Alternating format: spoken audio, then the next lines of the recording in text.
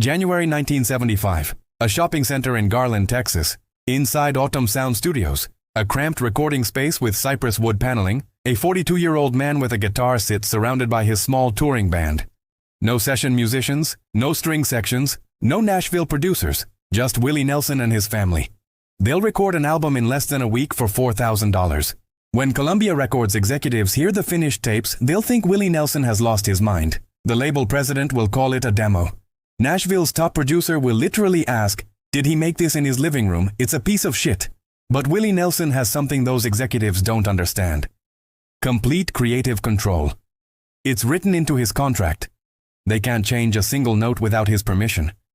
So in May 1975, Columbia Records reluctantly releases what they believe is career suicide, a sparse, haunting concept album about a murderous preacher riding through the Old West. Red-Headed Stranger will become the first country album to sell 3 million copies. It will launch the outlaw country movement. It will prove that an artist's vision matters more than a label's formula. And it will transform Willie Nelson from a struggling Nashville songwriter into one of the biggest stars in American music. This is the story of how one man's refusal to compromise created a masterpiece and changed country music forever. Welcome to the Sound Vault. Every album has a story. This is Willie Nelson's. To understand Red-Headed Stranger, you have to understand what Willie Nelson was running from. Willie Nelson arrives in Nashville with dreams of making it as a country singer. He's 27 years old, married with kids, and he's written some songs he believes in. What happens over the next decade is both success and suffocating failure. As a songwriter, Willie Nelson becomes a legend. Crazy for Patsy Cline. Hello Walls for Farron Young. Nightlife for Ray Price. Funny how time slips away. These songs become standards, covered by everyone, earning Willie royalties and respect. But as a recording artist, Willie Nelson is going absolutely nowhere. RCA Records signs him in the early 1960s. They put him in the studio with legendary producer Chet Atkins. They surround his voice with lush string sections, backup vocalists, and the polished perfection of what's called the Nashville sound. Willie hates every second of it. The Nashville sound is commercial, safe, designed to appeal to pop radio audiences. Atkins and the other producers are brilliant at what they do. They're making stars out of artists like Jim Reeves and Eddie Arnold. But for Willie Nelson, whose voice is idiosyncratic, whose phrasing is jazz-influenced, whose songs are too personal and weird for mainstream radio, the Nashville sound is a straitjacket. Album after album fails to connect. Willie watches his own songs become hits for other artists, while his own recordings gather dust. By 1970, he's deeply in debt. His songwriting royalties are being eaten up by unsuccessful tours. His marriage to Shirley Colley falls apart when she discovers he's fathered a child with another woman, Connie Kupke. Then, in December 1970, Willie's ranch outside Nashville burns to the ground. Willie Nelson interprets this as a sign. Time to leave.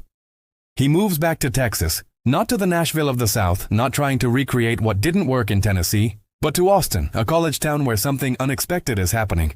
Early 1970s Austin is unlike anywhere else in country music. At venues like the Armadillo World Headquarters, long-haired hippies and redneck cowboys are dancing to the same music. Rock audiences are discovering Hank Williams. Country audiences are getting turned on to the Grateful Dead. And Willie Nelson, with his growing hair and unconventional style, fits perfectly into this cultural collision. Willie starts playing the Armadillo. The crowds are young, open-minded, enthusiastic. They don't care that he doesn't sound like what's on Nashville radio. They love him because he doesn't. This is where Willie Nelson reinvents himself. He grows his hair long, he grows a beard to hide the dimples he's always hated.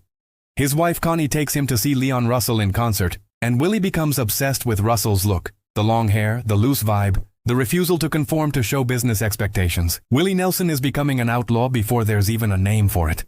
In 1973, Atlantic Records signs Willie, the first country artist the label has ever signed. They give him $25,000 a year and, crucially, the freedom to use his own band instead of Nashville session players. The result is Shotgun Willie, recorded in New York with Atlantic's legendary producer Arif Mardin. The album is raw, funky, completely unlike anything in country music. Critics love it. It sells modestly. But more importantly, it clears Willie's throat. It shows him what's possible when he's allowed to be himself. The follow-up, Phases and Stages in 1974, is one of country music's first true concept albums. Side 1 tells a divorce from the woman's perspective. Side 2 from the man's. It's sophisticated, emotionally complex, groundbreaking. But Atlantic Records isn't sure what to do with Willie Nelson. They're a rock and R&B label.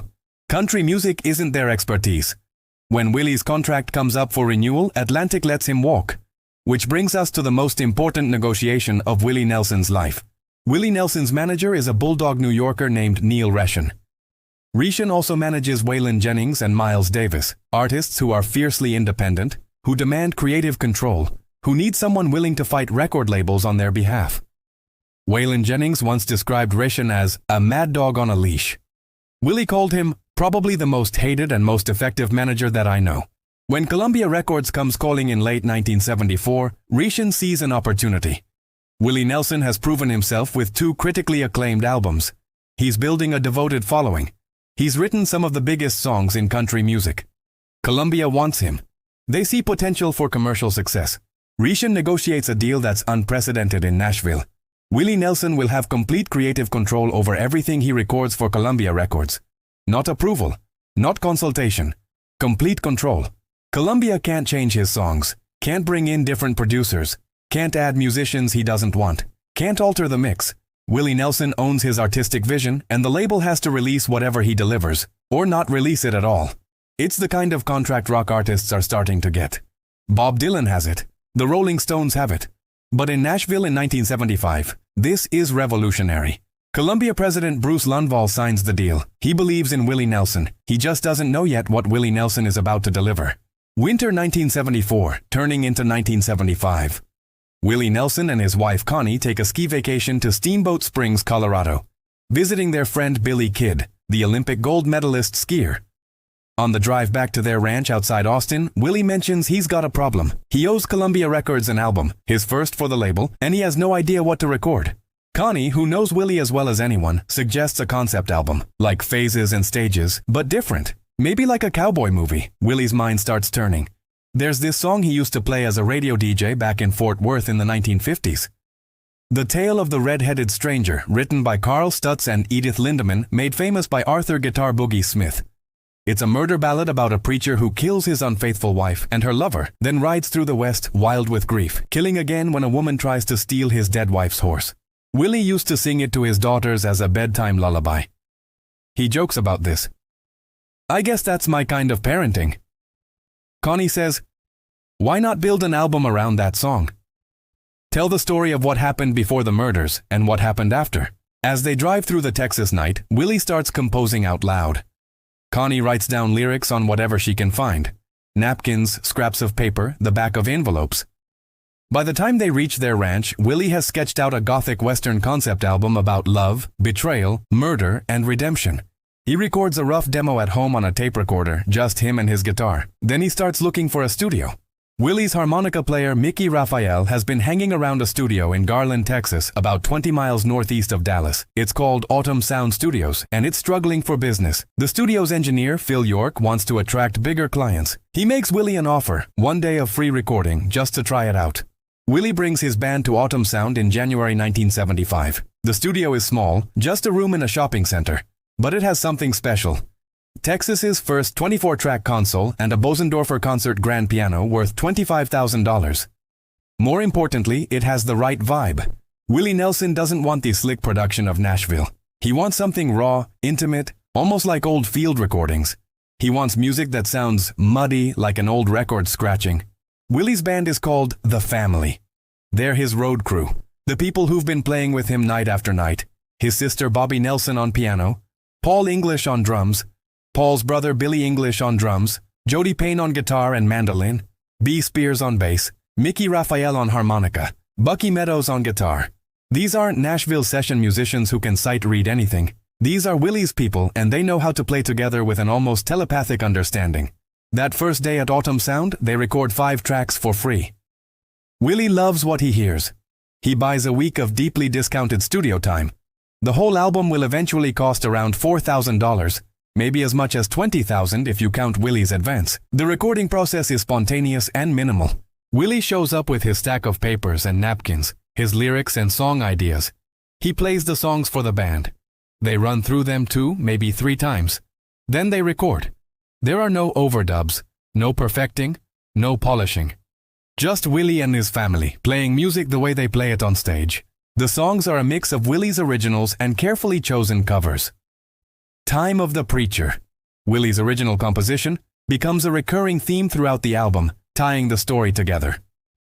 Fred Rose's Blue Eyes Crying in the Rain, a song that's been recorded by everyone from Roy Acuff to Hank Williams, becomes the emotional centerpiece. Old Western standards like Down Yonder and O'er the Waves evoke the geography and era of the story. The arrangements are sparse to the point of being skeletal. Sometimes it's just Willie's guitar and Bobby's piano. The drums are barely there, more felt than heard. Mickey Raphael's harmonica adds haunting accents. It sounds like nothing else in country music in 1975.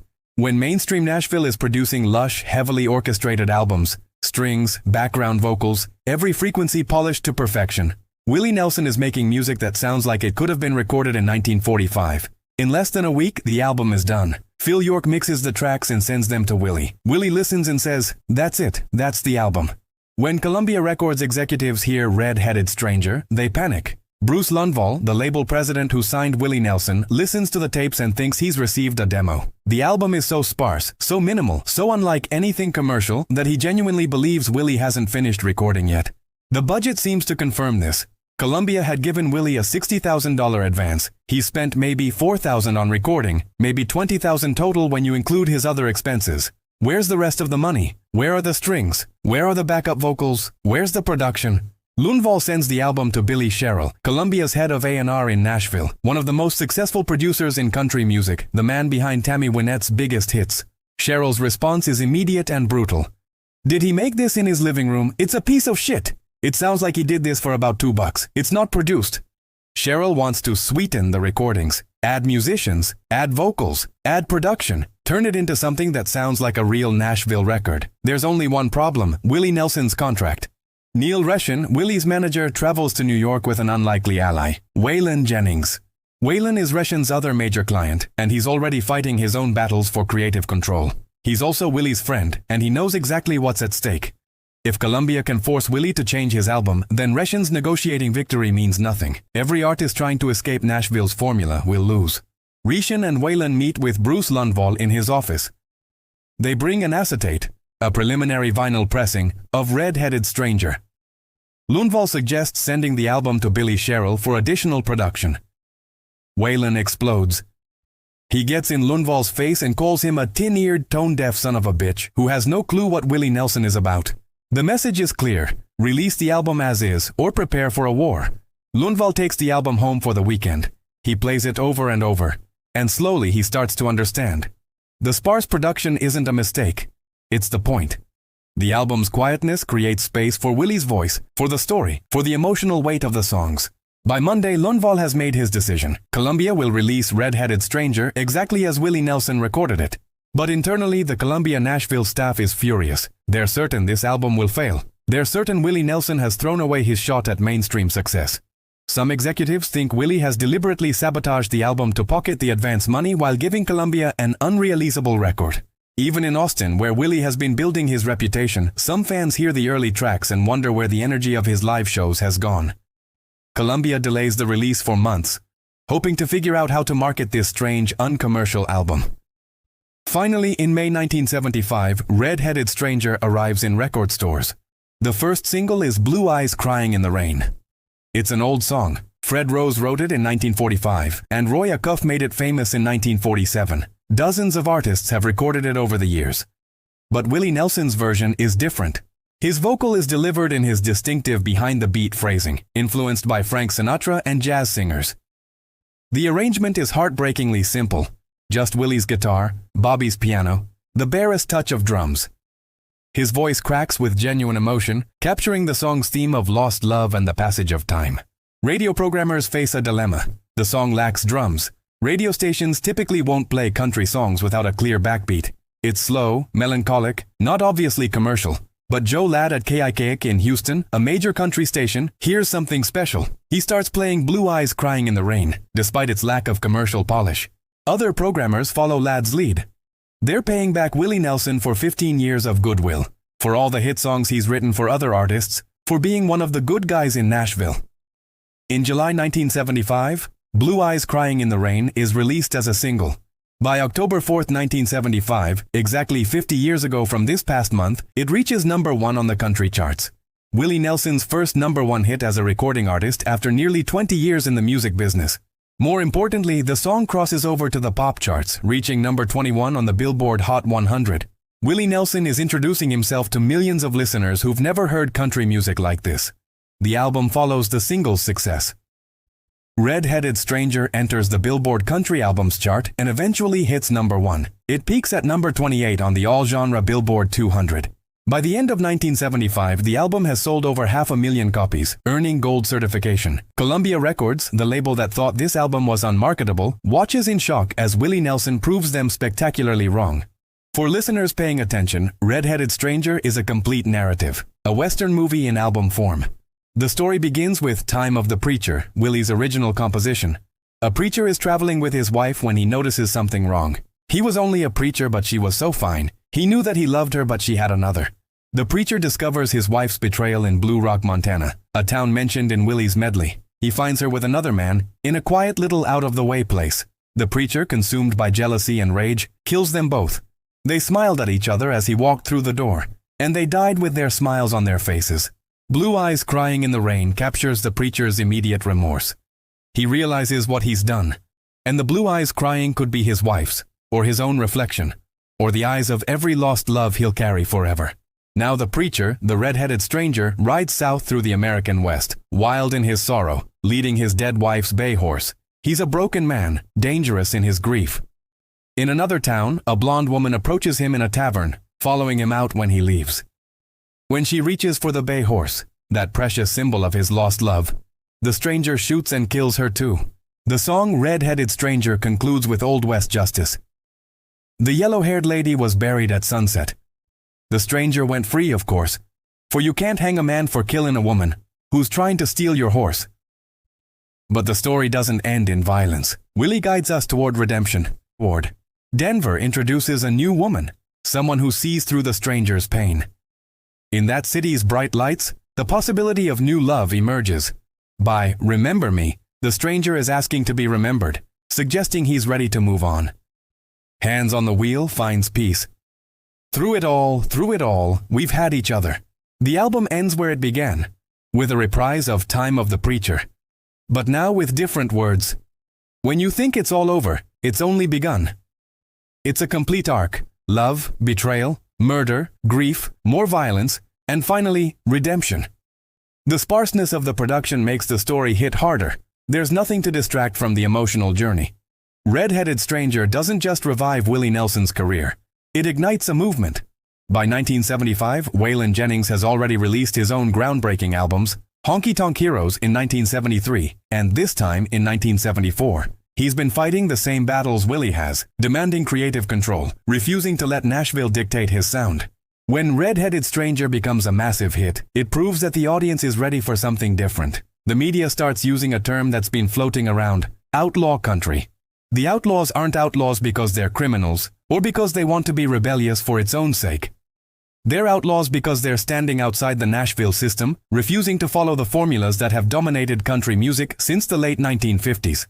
As Waylon Jennings later explains in his autobiography, "For us, outlaw meant standing up for your rights, your own way of doing things. It felt like a different music, and outlaw was as good a description as any." In January 1976, less than a year after Red-Headed Stranger is released, RCA Records capitalizes on the movement by releasing Wanted the Outlaws, a compilation album featuring Waylon Jennings, Willie Nelson, Jessie Coulter, Waylon's wife, and Tom Paul Glaser. The album consists mostly of previously released material with a few new tracks and collaborations.